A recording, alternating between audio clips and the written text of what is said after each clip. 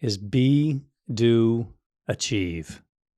And that, to me, is so simple that many people stumble on it. And it's that whole thing of, where am I at in my life? In order to get started, I have to be what I'm not. And then I have to start doing the activity. And then after those things, it's the achievement. And it's sort of like the lead lag. What are the things that I need to do to lead into the lag measurements that will produce the results that I really need or I'm looking for. Mm-hmm.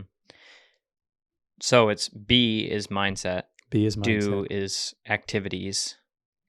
Achieve, or it used to be have, which was too materialistic. Mm-hmm. And some people didn't connect with, I don't care about stuff. I don't care about, awards or numbers. So they did achieve, which is kind of more broad. Yeah. And I think for me, have was always like great, because it was like, that's exactly why I'm doing what I'm doing, because I want to have no debt, or I want to have a house, or I want to, and I took this program at 22. So we took it together. Yeah. I was 22 years old, and everyone else in the room was 40, basically, or more. I mean, the average age is probably like 45. Oh, anyways. If not higher. Yeah. And I knew nothing about anything, which is great. And so I started my career out of college with this as my baseline. And this is, most people went 20 years and then took this, and they had to like unlearn everything they learned over 20 years. And now we're trying to shove this stuff in, whereas I was starting from square one with this. And if anything, I have to like go back to it and be like, don't forget like your day one training, Right. So it's such a great baseline for me to start with this. Yeah.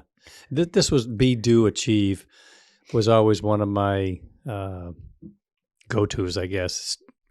Just because, when I started, the most important thing that I had to do when I started in real estate, the most important thing that I recognized was people had to know that I was in real estate, because they didn't know that. Right. And until I could get that information out there, why would anybody think of me for real estate? Right.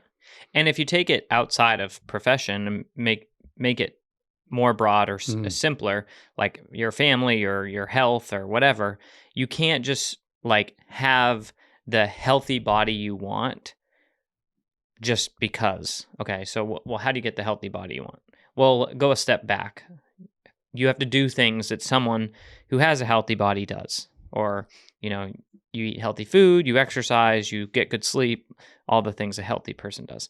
Okay, well, what's going to make you do that every day, 7 days a week, 365 days a year? Well, if you believe that you're someone who doesn't take care of themselves, and you've never been healthy, and you've always been, not slept enough, not eating the right foods, not whatever it is, then you're not going to do those things. But if you believe you're a healthy person, then you're much more likely to at least do those things. So it's like working your way back to, okay, what is the first step? It's not to do the right thing. That's debatable, whether where you actually start. But believing first, then doing the things that someone who believed those things would do, will get you the things or the goal, the accomplishments, or the whatever it is, the target that you want. Yeah, and just how you want to be in all things. Do you want to be optimistic? Do you want to be positive? Do you want to be a good role model? And then what are you going to do those things so that you can achieve it? It's simple. Yeah. It's so simple. Yeah. So be, do, achieve. And I this was another one that I did look up, and I couldn't find a specific person, but it was Stephen Covey and Tony Robbins. Yeah. A lot of these like people coached Dianna, like John Maxwell is her coach. And then if you look at them, they've written these things, but they were coached by someone. It's like Zig Ziglar or I'm trying to think of who else, but these things, someone taught them that, and then eventually you end up with like your farmer great grandfather who mentioned it to Zig Ziglar one time, and then he took it and wrote it as a chapter in a book. Yeah. And it's like, where did that come from? Right. Who knows? Yeah. our good friend Jim Coffin, Life is a Bullet. Yeah. You know, Yeah, totally. He's pretty sure he coined that one. Yeah, right.